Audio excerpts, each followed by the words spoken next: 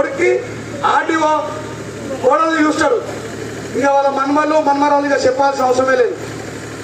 ఈ దేశంలో అంబేద్కర్ గారి వల్ల ఉద్యోగాలు సంపాదించుకొని ఊర్లు ఇడ్సబెట్టి ఎక్కడో ఉంటూ ఈ జాతిని పట్టించుకొని వాళ్ళే ఈ దేశంలో నిజమైన మనవాదులు.